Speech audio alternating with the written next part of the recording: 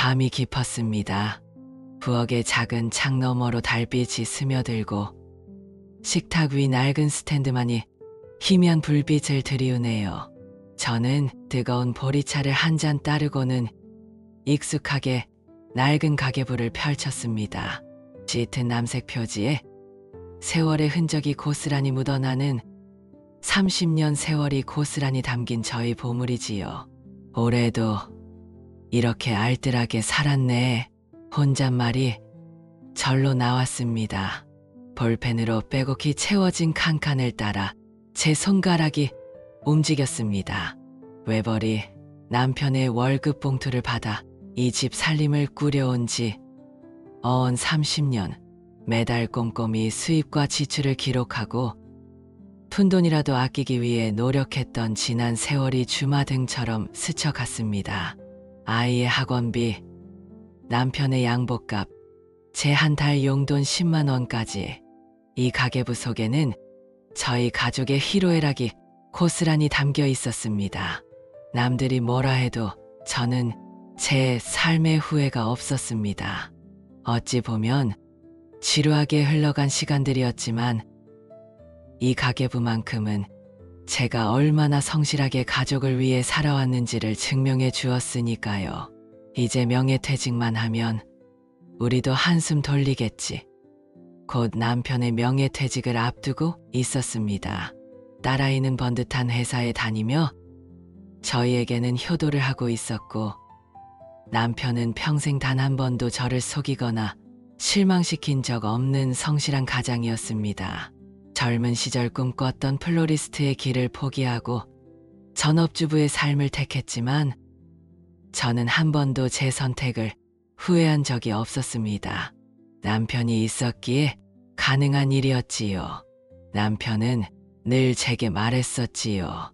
당신은 아무 걱정 말고 아이랑 집만 잘 지켜달라고. 돈은 내가 벌어올 테니 당신은 집안의 꽃이라고 말입니다. 그 말 한마디가 저를 지탱하는 힘이었습니다. 그는 언제나 저희 든든한 나무였고 저는 그 나무 아래서 편안하게 쉴 수 있는 작은 꽃이었습니다. 그런 그가 있었기에 저희 부부는 남들보다 조금 부족할지라도 언제나 희망을 품고 살아갈 수 있었습니다. 노후에는 작은 텃밭이라도 가꾸며 소박하게 살자는 남편의 말에 저는 작은 화초들을 키울 공간을 가꾸는 상상을 하곤 했었지요. 어쩌면 그 꿈을 이제야 펼칠 수 있을지도 모른다는 생각에 제 입가엔 잔잔한 미소가 번졌습니다. 그때였을까요? 등 뒤로 느껴지는 인기척에 돌아보니 거실에서 들어온 남편의 얼굴이 유독 지쳐 보였습니다. 침대에 나란히 누웠을 때 저는 넌지시 물어보고 싶었습니다. 요즘 일이 많이 힘드냐고, 얼굴이 많이 상했다고 말입니다. 하지만 그는 제 마음을 아는지 모르는지 그저 명예퇴직 준비 때문에 바쁘다는 말만 되풀이할 뿐이었습니다. 제 손을 잡은 그의 손은 싸늘하게 식어 있었고 그의 시선은 허공 어딘가를 향하고 있었습니다. 평소와 다른 남편의 모습에 이유 모를 불안감이 가슴을 무겁게 짓눌렀지만 애써 외면했습니다. 평생을 성실하게 살아온 남편이 아니던가요. 늘 그랬듯 그저 일이 많아서겠거니 하고 말았지요. 그리고 며칠 뒤 저희 집으로 한 통의 우편물이 날아들었습니다. 봉투 겉면에는 붉은색 글씨로 서명하게 쓰여 있었습니다. 압류 예고장. 손끝이 얼음장처럼 차가워졌습니다. 현관 바닥에 나뒹구는 저 붉은 글씨의 봉투가 마치 살아있는 괴물처럼 저를 노려보는 것 같았습니다. 압류 예고장. TV 드라마에서나 보던 평범한 제 삶과는 아무런 상관이 없을 거라 믿었던 단어가 제 눈앞에 있었습니다. 머릿속이 윙윙 울리는 것 같았습니다. 아니야. 이건 뭔가 잘못된 거야. 우편 배달부가 주소를 헷갈렸을 거야. 우리 집일 리가 없어. 수십 가지 생각이 머리를 스쳐 지나갔지만 봉투에 적힌 주소는 분명 저희 집이 맞았습니다. 저는 떨리는 손으로 봉투를 집어들었습니다.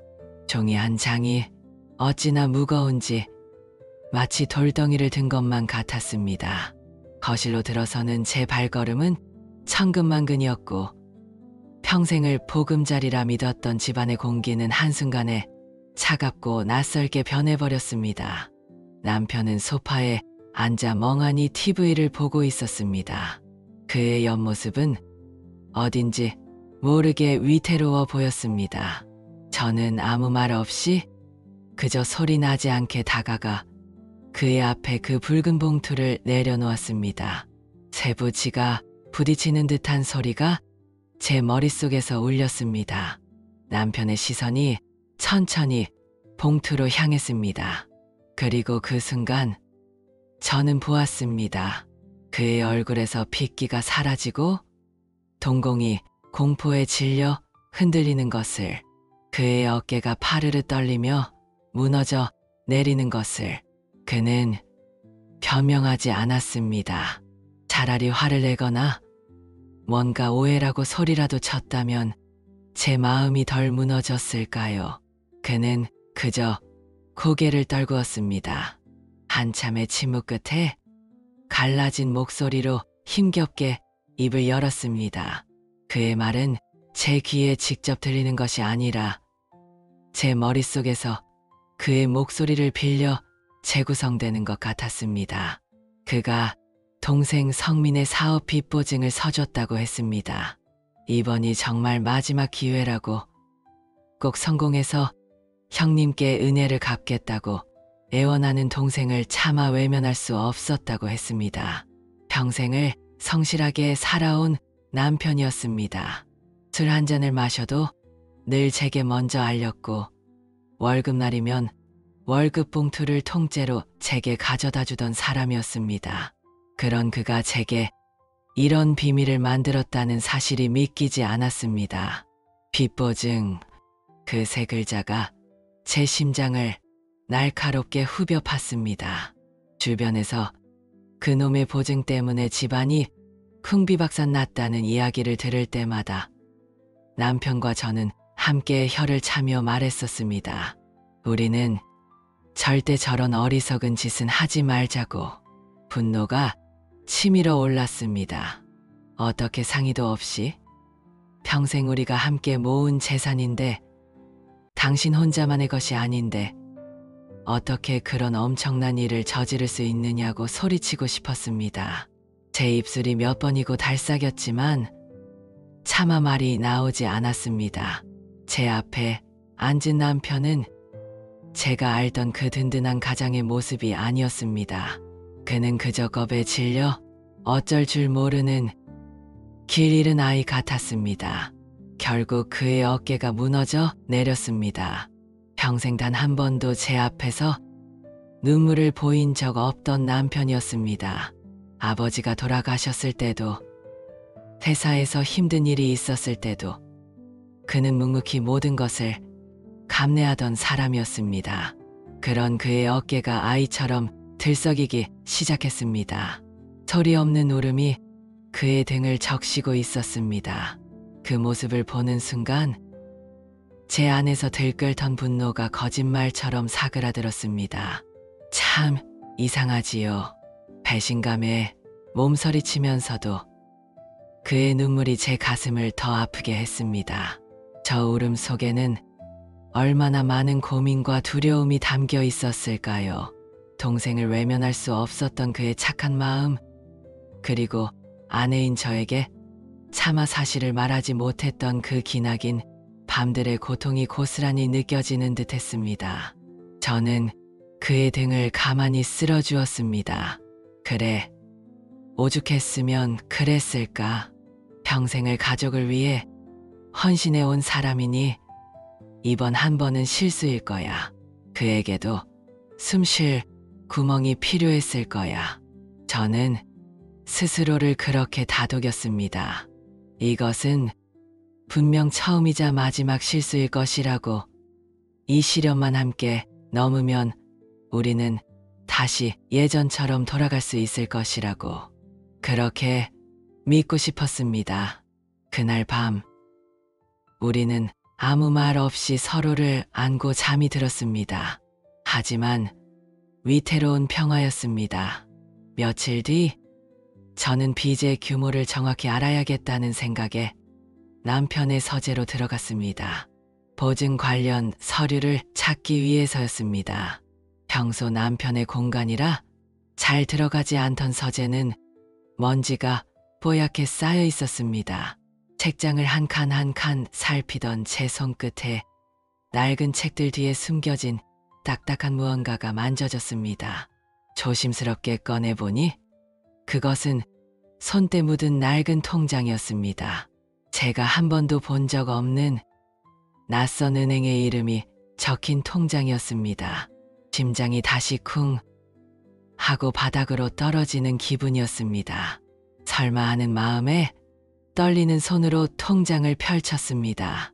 저 장에 찍힌 거래 날짜는 무려 20년 전이었습니다. 그리고 돈이 보내진 곳의 이름은 너무나도 선명했습니다.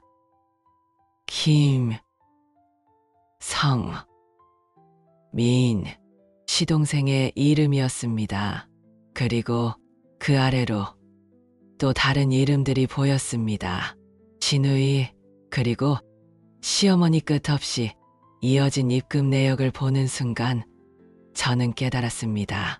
제가 마주한 진실은 거대한 빙산의 일각에 불과했다는 것을.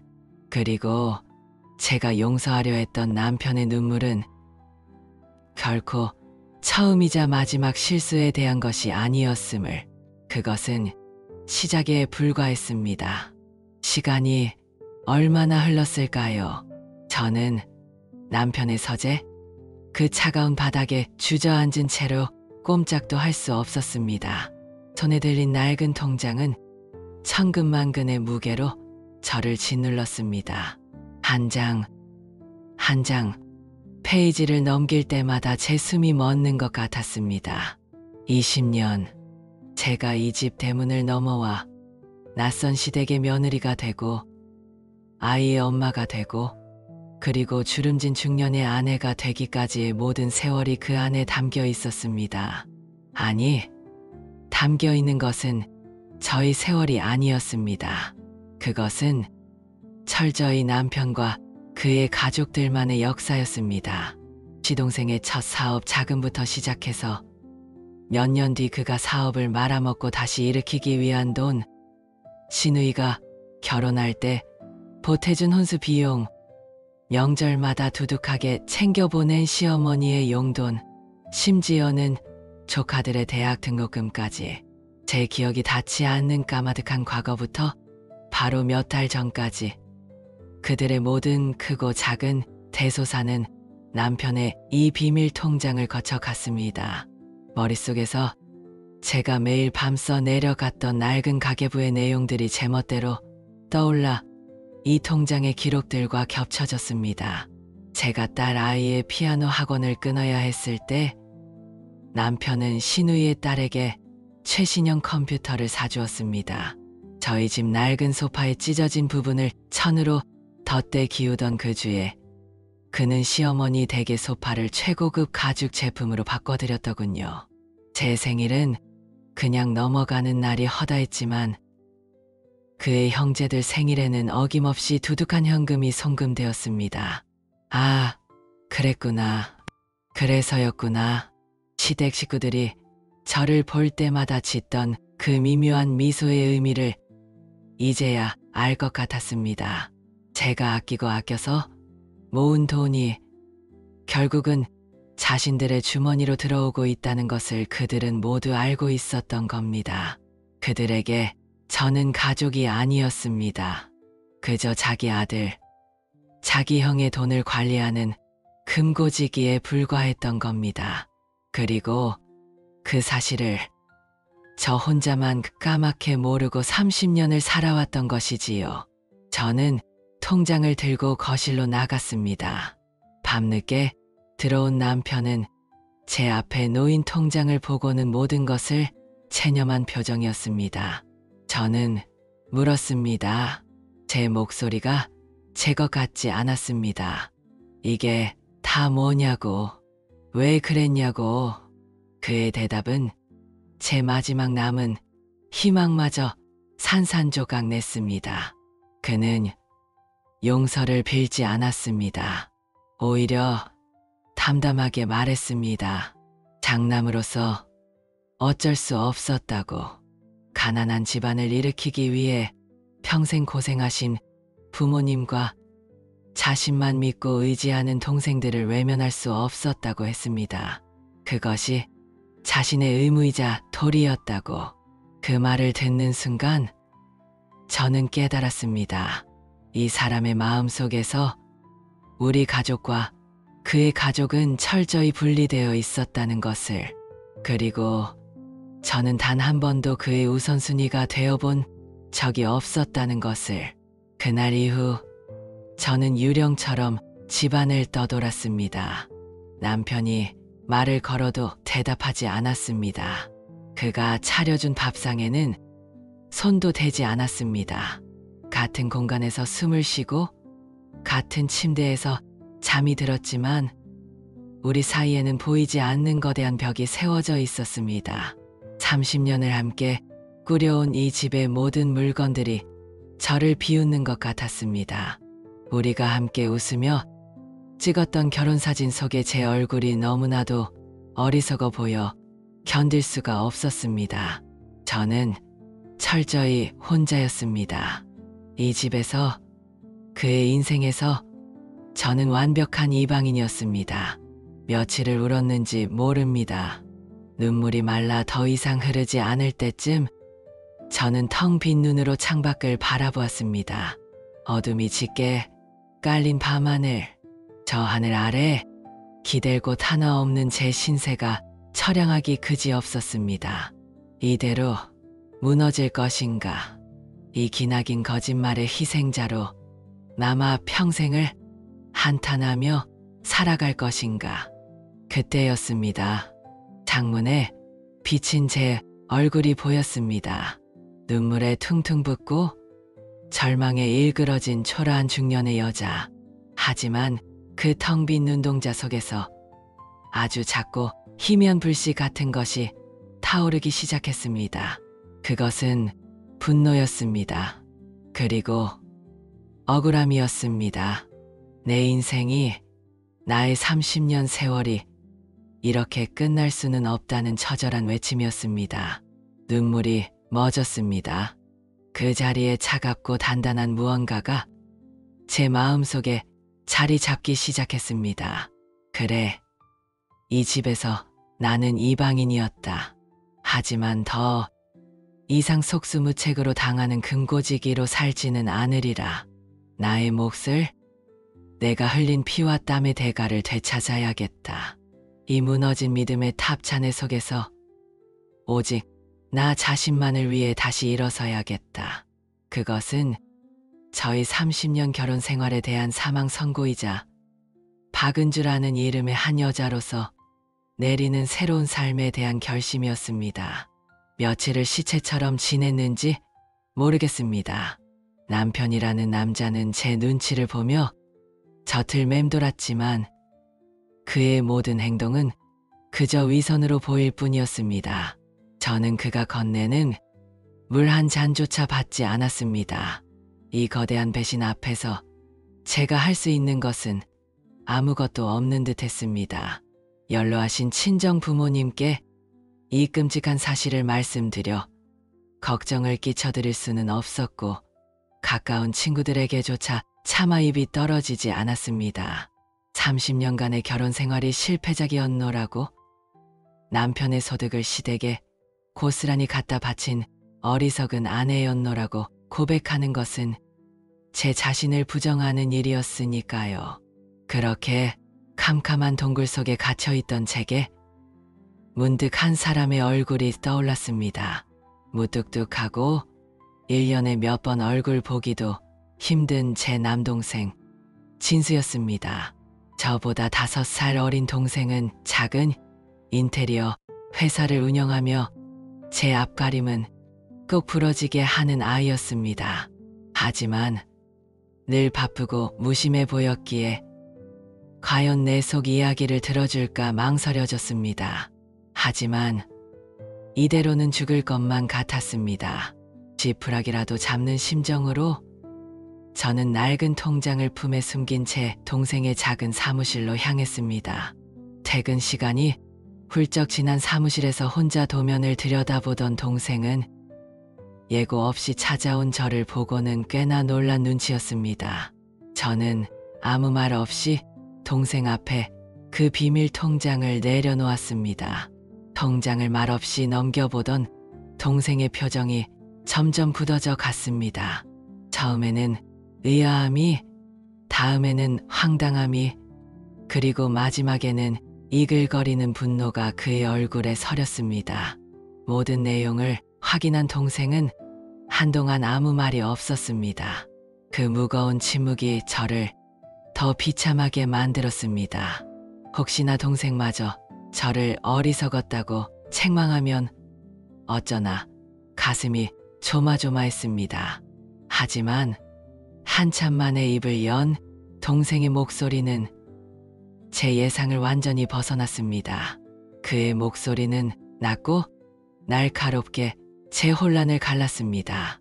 누나, 정신 차려.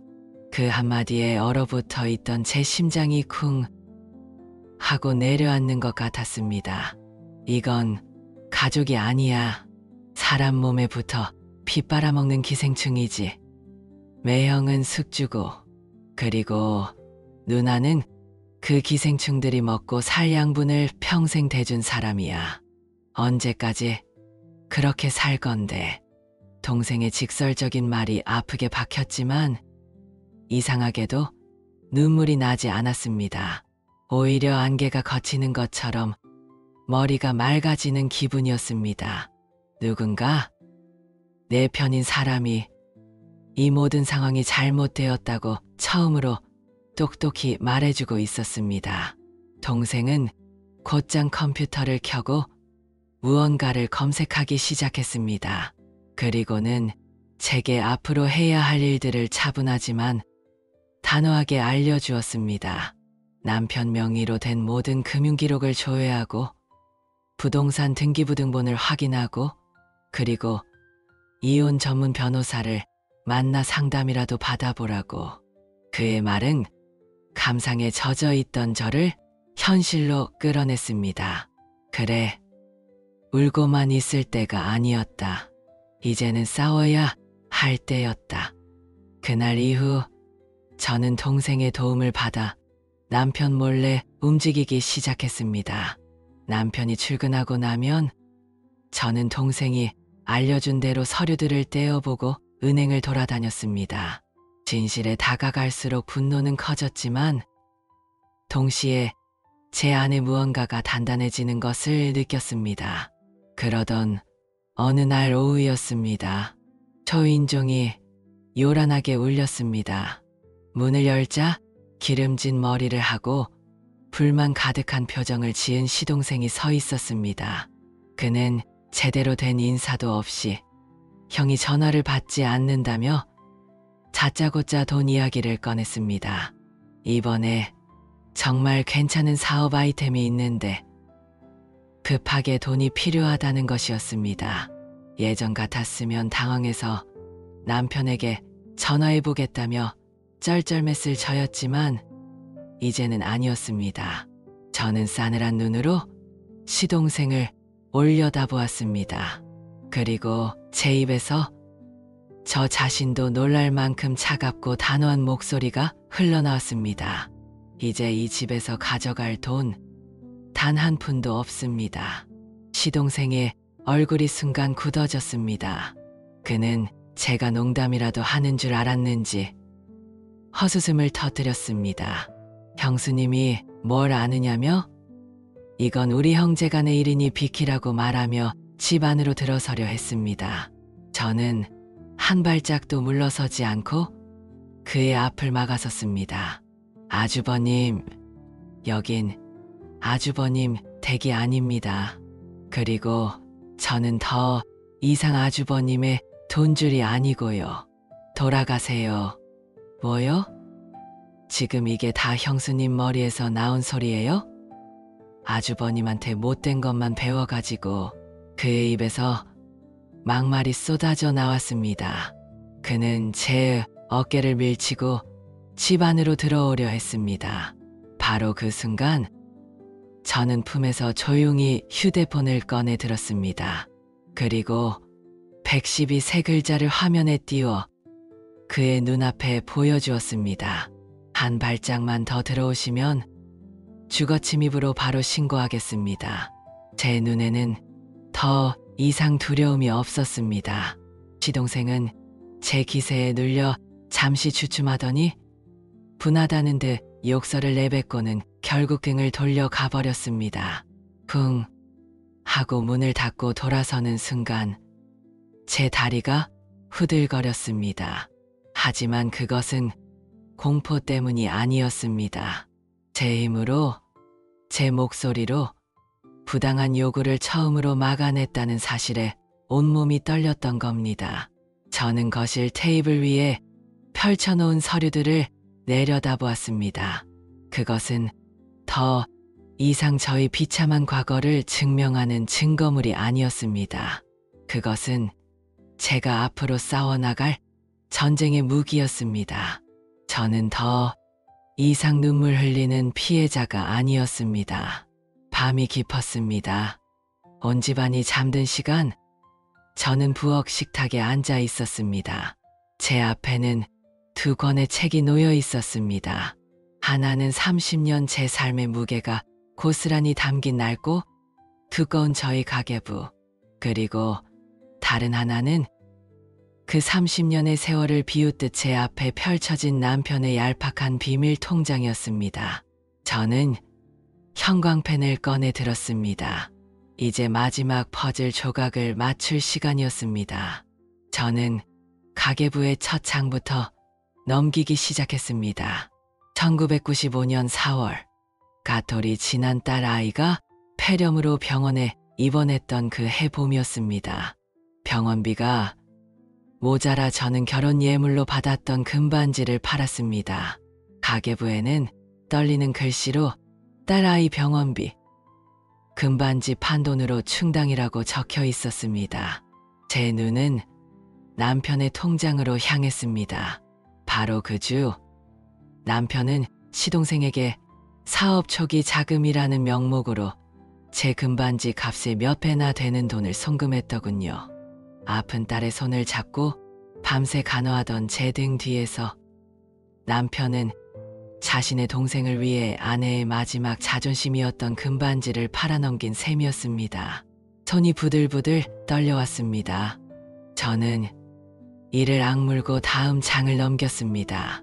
2003년 11월, 딸 아이가 중학생이 되어 친구들처럼 좋은 대학에 가려면 과외라도 시켜야겠다며 제게 처음으로 무언가를 부탁했던 그해 겨울이었습니다.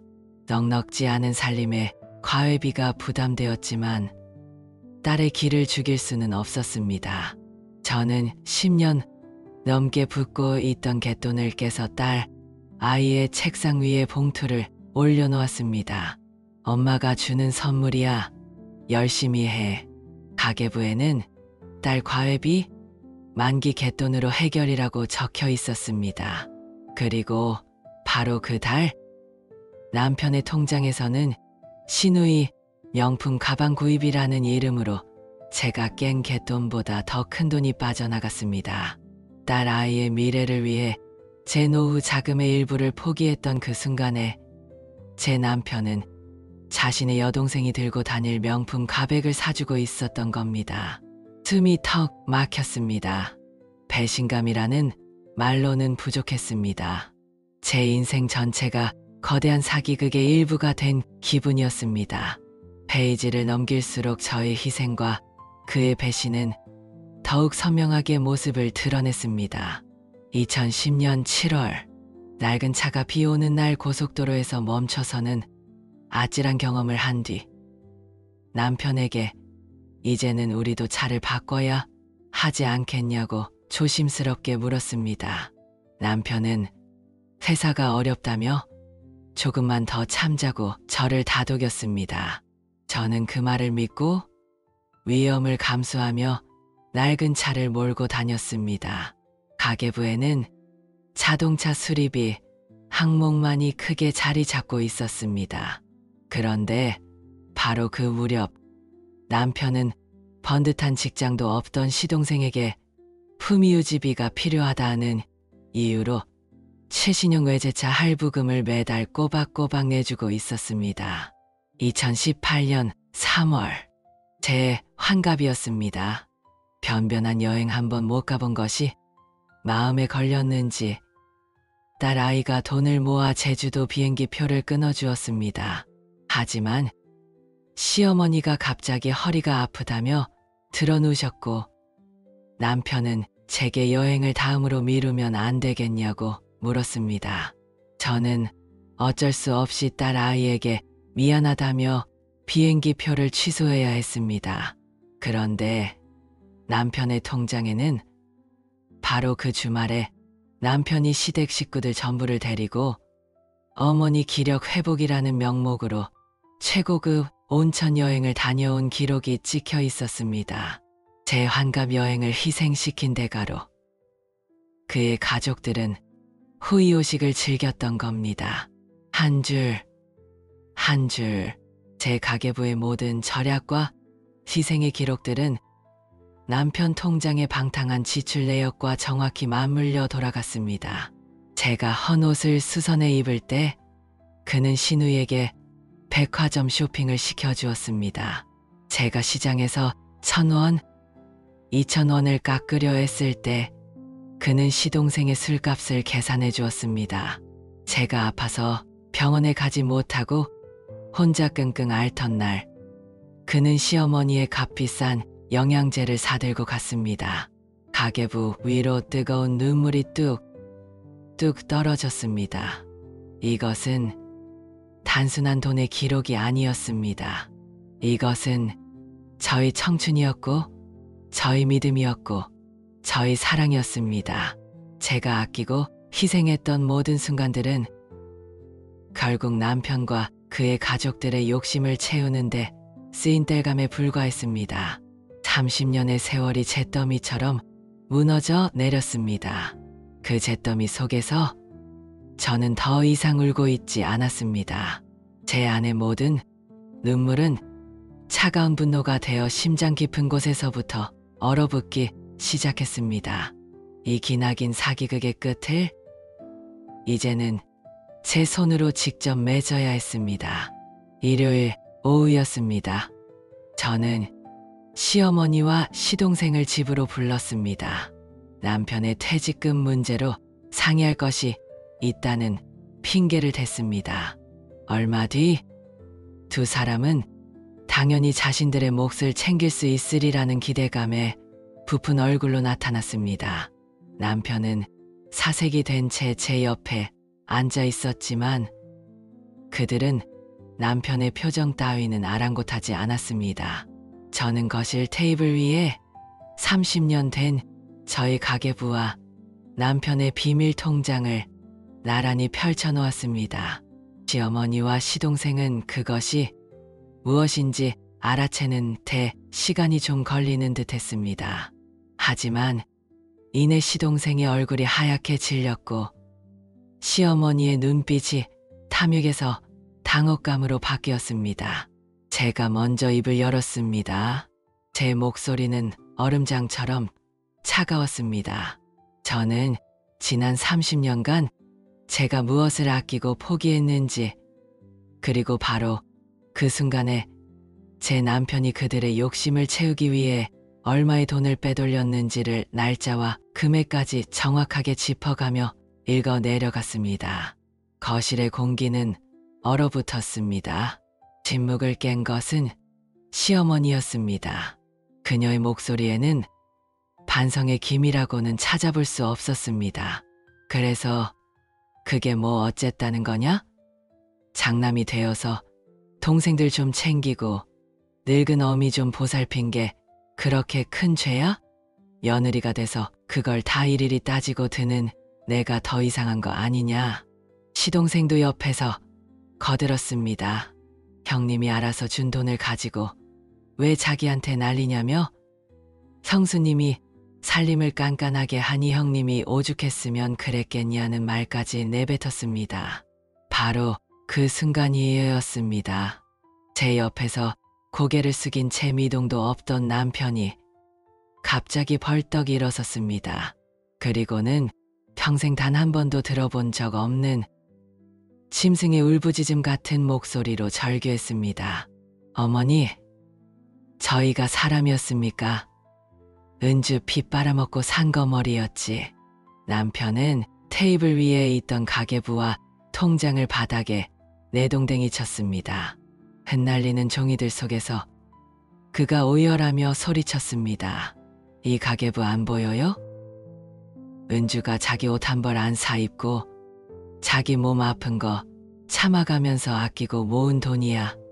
근데 우린 그걸로 뭘 했어? 동생 놈은 외제차를 굴리고 어머니는 온천 여행을 다니고 이게 가족이야? 이게 사람이 할 짓이냐고. 모두가 남편의 모습에 압도당했습니다. 그는 평생의 죄책감과 분노를 한꺼번에 토해내고 있었습니다. 그는 자신의 어머니와 동생을 향해 악을 쓰다 말고 제 앞에 무너지듯 주저앉았습니다.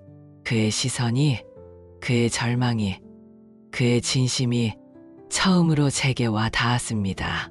그리고 그 충격적인 광경을 지켜보던 시어머니가 아이고 하는 짧은 신음과 함께 소파 아래로 쓰러진 것은 바로 그때였습니다. 집안은 순식간에 아수라장이 되었습니다. 시어머니는 급히 병원 응급실로 실려갔고 급성 쇼크라는 진단이 내려졌습니다. 그 모든 소동 속에서 시동생은 어쩔 줄 몰라 하며 병원 복도를 서성일 뿐이었고 남편은 넋이 나간 사람처럼 하얗게 질려 있었습니다. 이상하게도 가장 큰 충격을 받았어야 할 저는 오히려 차분해졌습니다. 저는 묵묵히 입원 수속을 밟고 필요한 물건들을 챙기며 상황을 수습했습니다. 며칠 뒤 남편이 제 앞에 서류 봉투 하나를 내밀었습니다. 그 안에는 모든 재산의 처분 및 관리 권한을 아내 박은주에게 위임한다는 내용의 공증된 각서와 시동생에게 빌려준 돈에 대한 법적인 채무 변제 요구서 사본이 들어 있었습니다. 그는 제게 말했습니다. 잃어버린 30년의 세월을 돌려줄 수는 없겠지만 앞으로 남은 인생은 당신의 그림자라도 밟을 자격이 생길 때까지 평생 속죄하며 살겠다고. 그의 목소리에는 더 이상 변명이나 자기 연민이 섞여 있지 않았습니다. 오직 뼈저린 후회와 저에 대한 미안함만이 가득했습니다.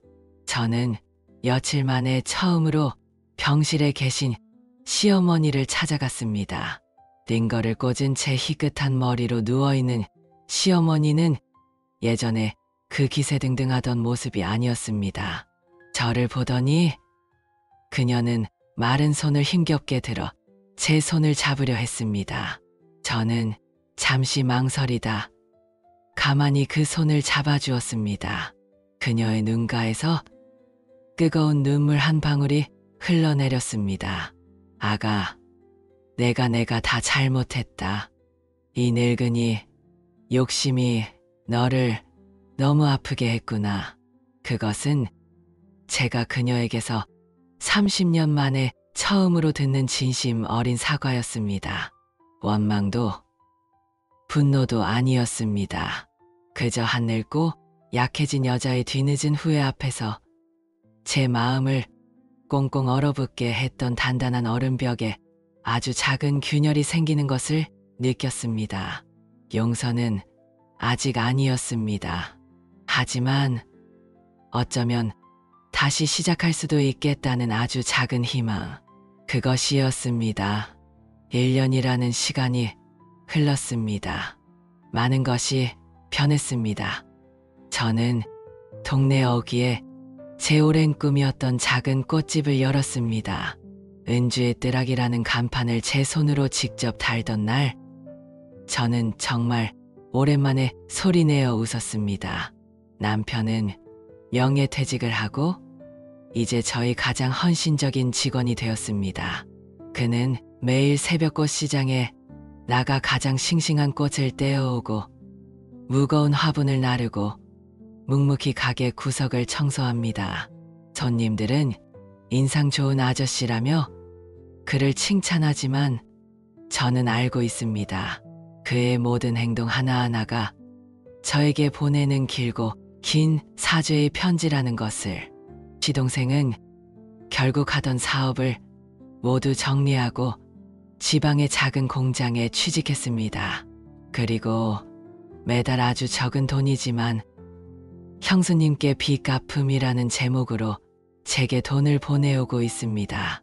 돈의 액수는 중요하지 않았습니다. 그가 처음으로 자신의 힘으로 땀 흘려 돈을 벌고 책임을 지려 한다는 사실이 중요했습니다. 시어머니는 건강을 많이 회복하셨지만 이제는 예전처럼 큰 소리를 내지 않으십니다. 대신 소일거리 삼아 제 꽃집에 나와 손님들에게 따뜻한 차를 내어주시거나 다듬어진 꽃잎들을 쓸어 모으는 것을 낙으로 삼고 계십니다. 할머니의 주름진 손이 꽃향기를 머금을 때마다 저는 그 세월의 모든 미움들을 조금씩 흘려보냅니다. 어느덧 저녁이 되어 저는 새로 산 예쁜 가계부를 펼칩니다. 예전처럼 아끼고 절약한 내역을 적는 가계부가 아닙니다. 오늘의 행복을 기록하는 저만의 일기장 같은 것이지요. 저는 오늘 작한에 또박또박 써내려갔습니다. 지출, 남편과 함께 마신 따뜻한 커피 2잔, 수입값을 매길 수 없는 행복. 가계부를 덮고 고개를 드니 남편과 시어머니가 가게를 정리하며 저를 보고 환하게 웃고 있었습니다. 그 웃음 속에서 저는 지난 30년의 아픔을 보상받고도 남을 만큼의 따스함을 느꼈습니다. 저희 가족의 가계부는 이제야 비로소 진정한 사랑과 행복으로 채워지기 시작했습니다.